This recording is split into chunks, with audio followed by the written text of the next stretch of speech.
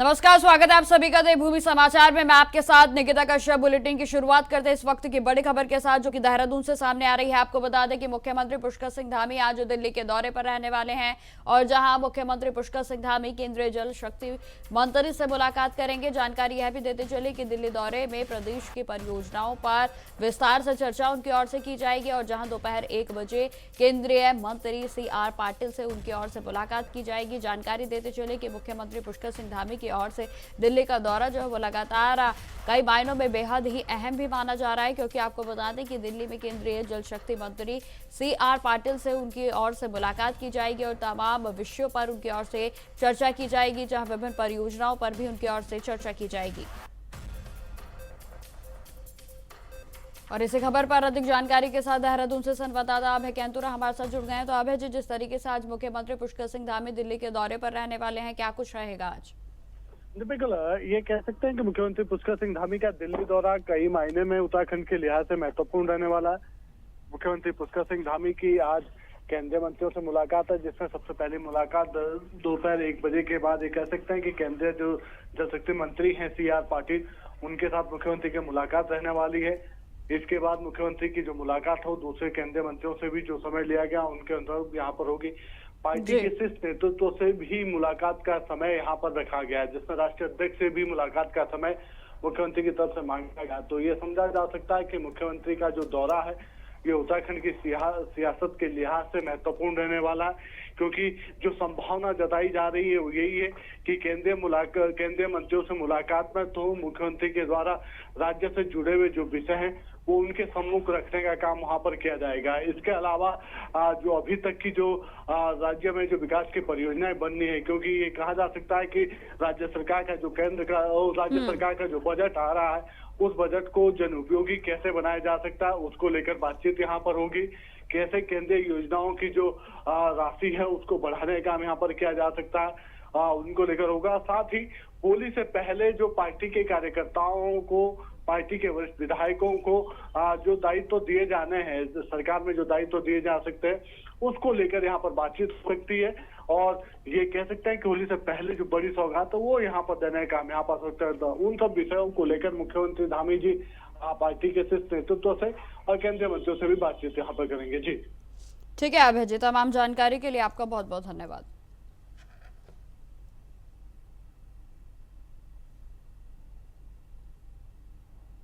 तो आपको बताते चले कि मुख्यमंत्री पुष्कर सिंह धामी आज दिल्ली के दौरे पर रहने वाले हैं और कई मायनों में प्रदेश के लिए यह दौरा बेहद ही अहम माना जा रहा है, क्योंकि आपको बताते चले कि जिस तरीके से मुख्यमंत्री पुष्कर सिंह धामी की ओर से जब जब वे दिल्ली के दौरे पर रहते हैं बड़ी सौगातें प्रदेश को मिलती हैं। एक पॉजिटिव रिस्पांस जो है वो केंद्रीय मंत्रियों की ओर से मिलता है और इस बार भी यही कयास लगाए जा रहे हैं कि मुख्यमंत्री पुष्कर सिंह धामी का दिल्ली का यह दौरा बेहद ही अहम है, क्योंकि आज उनकी ओर से केंद्रीय जल शक्ति मंत्री से मुलाकात की जाएगी और जो कि प्रदेश भर के विकास के लिए कई अहम मुद्दों और कई अहम विषयों पर आज उनकी ओर से चर्चा की जाएगी। खबरों में आगे बढ़ते हैं। खबर देहरादून से है, जहां 30वें दिव्य कला मेले का भव्य उद्घाटन हुआ और जहां राज्यपाल गुरमीत सिंह ने दिव्य कला मेले का उद्घाटन किया है और जिसमें 16 राज्यों से 100 से अधिक दिव्यांग कारीगर, कलाकार और उद्यमी भाग ले रहे हैं। जानकारी देते चले कि राज्यपाल गुरमीत सिंह ने कहा कि दिव्यांगजन भारत को तीसरी बड़ी अर्थव्यवस्था बनाने में महत्वपूर्ण भूमिका निभाएंगे, जहां उन्होंने मेले को आत्मनिर्भर भारत की अभिव्यक्ति और दिव्यांगजनों के लिए नए अवसरों के लिए भी बताया। तो वहीं राज्य मंत्री BR वर्मा ने दिव्यांगजनों के लिए 375 करोड़ रुपए का बजट का प्रावधान रखा है, जहां आपको जानकारी देते चले कि 20 करोड़ से अधिक के ऋण स्वीकृत करने की भी जानकारी उनकी ओर से दी गई है। और जहां कार्यक्रम में सांसद माला राज्य, लक्ष्मी शाह और विधायक खजान दास ने भी दिव्य कला मेले में सामाजिक परिवर्तन का प्रेरक इसे बताया।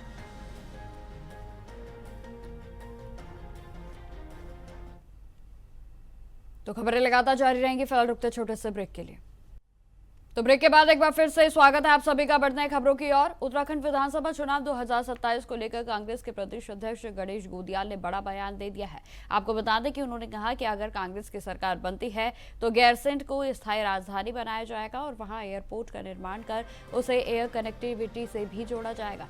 और जहां गणेश गोदियाल का यह भी कहना है कि लोग गैरसैंण में आधारभूत सुविधाओं का अभाव बताते हैं, लेकिन कांग्रेस के शासन में वहां सभी आवश्यक सुविधाएं विकसित की जा चुकी हैं। बात को मतलब ये अडिग है कि सत्ता आएगी तो गैरसैंण को स्थायी राजधानी बनाया जाएगा। इसमें कोई किंतु परंतु नहीं है और हम इसको आगे बढ़ाएंगे। बतेरे हमारे साथी इस बात को कहते हैं, दो बातें कहते हैं। एक तो कहते हैं कि वहाँ पर आधारभूत सुविधाओं का विकास करना होगा, तो आधारभूत सुविधाओं का इतना विकास वहाँ पर हो चुका है कांग्रेस की सरकारों में कि हम राजधानी वहाँ से चला सकें। दूसरा जो आगे जैसे बातें होती है कि भाई वहाँ पर एयरपोर्ट की कनेक्टिविटी नहीं है, मैंने उसके लिए भी एयरपोर्ट की कनेक्टिविटी के लिए भी वहाँ 2-3 जगहों पर मेरे दिमाग में बात है, हमारे अन्य साथियों के दिमाग में बात है। एक तो वहाँ पर चौखुटिया के पास एक जगह है जिस पर कि एयरपोर्ट बन सकता है। अब खबर रुड़की से है, जहां खेड़ा जाट गांव में पूर्व मंत्री करतार सिंह भटाना का भव्य स्वागत किया गया। आपको बता दें कि ढोल नगाड़ों और फूलमालाओं से उनका जोरदार अभिनंदन किया गया, तो वहीं पूरा गांव नारे लगाता रहा। और जहां मीडिया के सामने सरल और सटीक अंदाज में भटाना ने कहा कि उनका इस इलाके से पुराना और गहरा रिश्ता रहा है और वह केवल चुनावी नेता नहीं बल्कि उन्होंने यह भी कहा है कि गाँवों के विकास के लिए अपनी योजनाओं को साझा उनकी ओर से किया गया, और जिसमें कि छोटे बड़े गाँवों के हिसाब से विकास निधि खर्च करने का भी वादा उनकी ओर से किया गया है।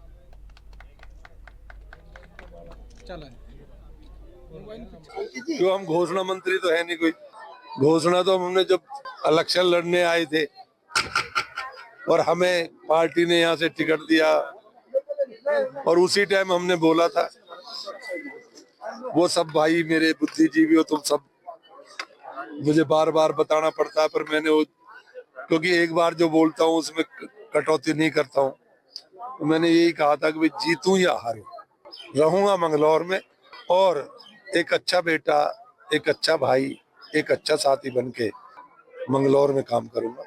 तो उसमें जो है हमने निर्णय लिया था कि भाई जो छोटे गांव हैं उनमें 5 लाख, जो उससे बड़े उनमें 10 लाख, जो और बड़े उनमें 15 लाख रुपए लगाने का प्रॉमिस किया था। और वो हम सबको बुला के वो सबको बता चुके हैं। आज तो मेरे गांव वालों ने, मैंने रिक्वेस्ट की थी कि मैं दर्शन करने आ जाऊं अपने गांव वासियों का, तो उन्होंने कहा जी आप आइए। अब खबर देहरादून से है, जहां प्रारंभिक शिक्षा निदेशालय प्रकरण को लेकर सियासी बयानबाजी पूरे तरीके से तेज हो गई है। और जहां बीजेपी के प्रदेश अध्यक्ष और राज्यसभा सांसद महेंद्र भट्ट का कहना है कि पार्टी ने रायपुर विधायक उमेश शर्मा को से बात की और जहां उनसे माफी मांगने के बाद इस मुद्दे को अनावश्यक तूल नहीं देना चाहिए। उन्होंने जनप्रतिनिधियों और अधिकारियों को संयम रखने की भी जरूरत पर जोर दिया। और जहां भट्ट ने विपक्ष पर पलटवार करते हुए कहा है कि कांग्रेस के नेताओं ने अतीत में कभी भी माफी नहीं मांगी। मैंने उनको बुलाकर बातचीत की, देर रात हमारी बातचीत हुई है और उन्होंने इस घटना के लिए क्षमा भी मांगी है। हम किसी भी प्रकार से इस प्रकार की घटनाओं को ना तो स्वीकार करते हैं, ना किसी जनप्रतिनिधि अपेक्षा करते हैं कि इस प्रकार की घटनाएं खड़ी हों। अधिकारी जो है उनको भी इस बात का जरूर ध्यान रखना चाहिए कि जनप्रतिनिधि से किस प्रकार का व्यवहार करना चाहिए। आखिरकार हमारी देवभूमि में इस प्रकार कल्चर कभी नहीं रहा है। संयम सबके लिए आवश्यक होता है और हमने उनसे भी कहा है कि संयम बरतने की आवश्यकता है।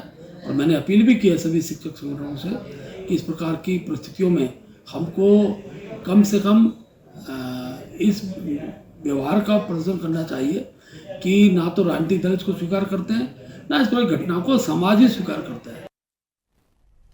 अब खबर विकासनगर से है, जहां झागझरा गांव में किन्नर अखाड़े के द्वारा भव्य हिंदू महासम्मेलन आयोजित किया गया और जहां कार्यक्रम में सुंदरकांड पाठ के साथ साथ विशाल भंडारा और हवन भी हुआ और जिसमें संत माताओं और गणमान्य लोगों ने बड़ी संख्या में भागीदारी को दर्ज कराया। तो बताते चले कि आयोजन में श्री 1008 महामंडलेश्वर नितिश शंकर नंदगिरी महाराज के मार्गदर्शन में यह कार्यक्रम आयोजित किया गया और जहां उत्तराखंड के राज्यपाल लेफ्टिनेंट जनरल गुरमीत सिंह ने भी कार्यक्रम में मुख्य अतिथि के रूप में शिरकत की है और जहां उनका भव्य स्वागत किया गया, तो वहीं इस अवसर पर किन्नर अखाड़े के महामंडलेश्वर और अन्य प्रमुख संतों ने भी कार्यक्रम में सहभागिता को दिखाया। और जहां विधायक सहदेव सिंह पुंडीर भी मौजूद रहे, तो वहीं आयोजन के दौरान भक्ति भाव से पूरे तरीके से वातावरण गरिमामय और भक्तिमय बन गया। जब हमारा रुतबा जलवा जलाल इतना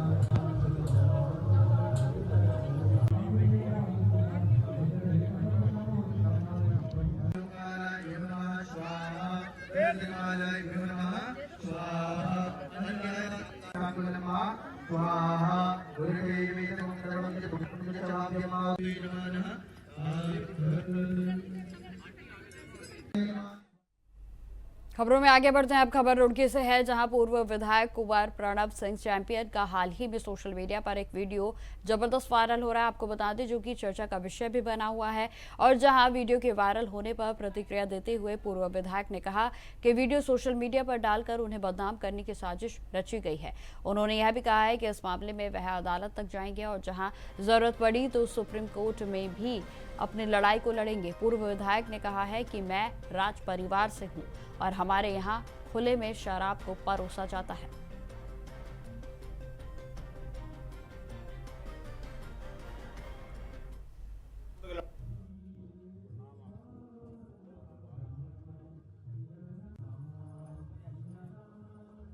जब हमारा रुतबा जलवा जलाल इतना बढ़ते हुए देखा तो विपक्षियों के इतने हौसले पस्त हो गए कि अपना ईमान भी मार लिया, खत्म कर दिया। झूठा आरोप, झूठा वीडियो बनवा करके डाल रहे हैं नेट पर। अरे मैं तो भैया माता का भक्त हूं, महादेव का भक्त हूं, मेरा कोई कुछ नहीं बिगाड़ सकता। और भी बहुत चीज बताऊंगा। जिस व्यक्ति ने ये वीडियो बनाया है और इसको इंटरनेट पे डाला है, इंस्टाग्राम पर, उसके खिलाफ तो मुकदमा कल ही दर्ज होगा और सुप्रीम कोर्ट तक लड़ाई होगी जब तक वो शिक्षकों के पीछे नहीं जाएगा। ये तथाकथित दो कौड़ी के दो टके के पत्रकार, जिनको पत्रकार कहा जा रहा है तथाकथित, और बिकते हैं और अपना ईमान बेचकर छोटे छोटे ब्लॉग चला रहे हैं, उसमें डाल दिया। आजकल नेट का जमाना, चीज फैल जाती है। अरे मैं कुंवर प्रणब सिंह चैंपियन हूं। ये 54 इंच का सीना, 60 साल में ये स्ट्रेंथ, ये ऐसे नहीं है, ये चरित्रवान होने से है।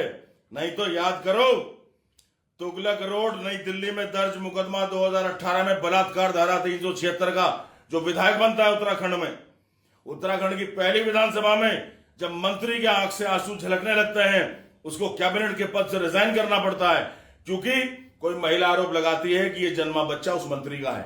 ऐसी बहुत सी मिसाल हिंदुस्तान में है।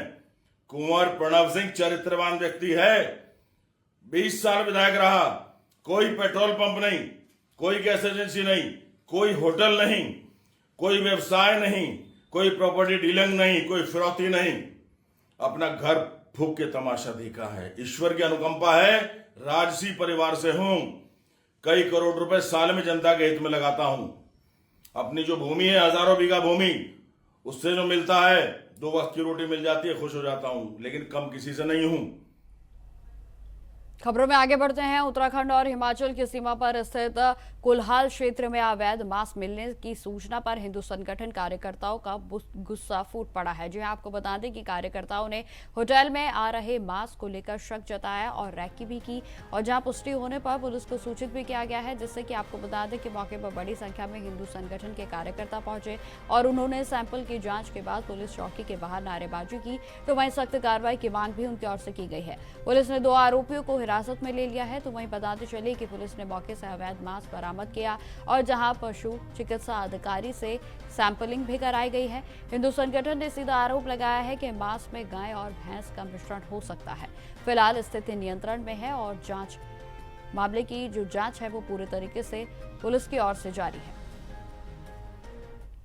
मेरा सभी को जय श्री राम। मेरा नाम सचिन खन्ना है। मैं पूरे पछवा जोन का राष्ट्रीय बजरंग दल का अध्यक्ष हूँ।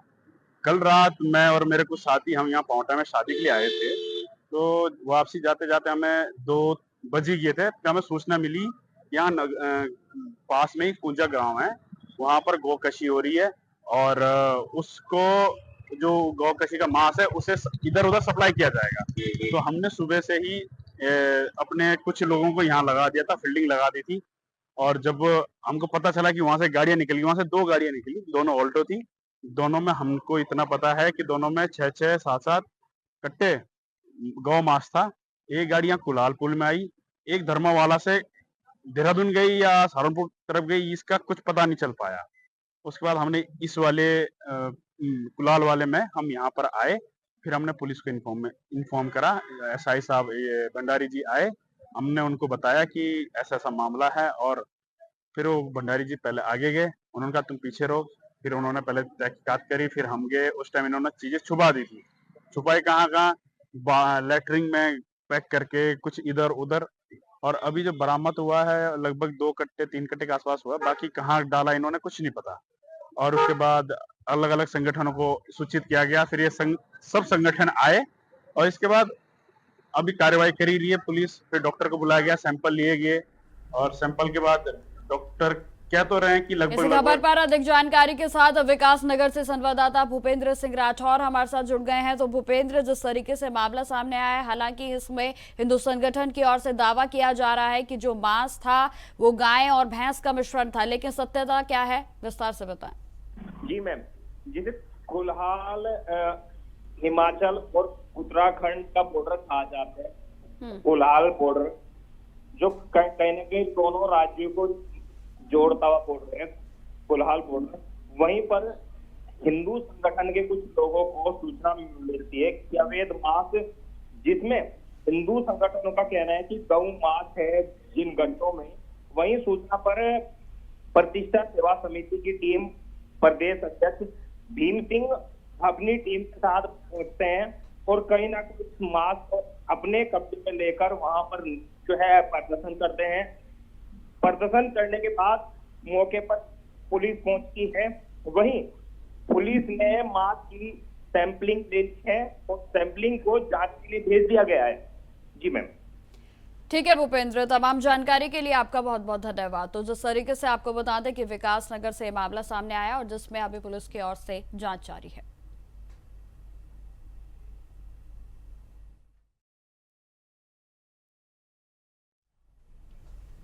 तो फिलहाल मेरे साथ इस बुलेटिन में इतना ही। देश दुनिया की तमाम खबरों की जानकारी के लिए बने रहें हमारे साथ। नमस्कार।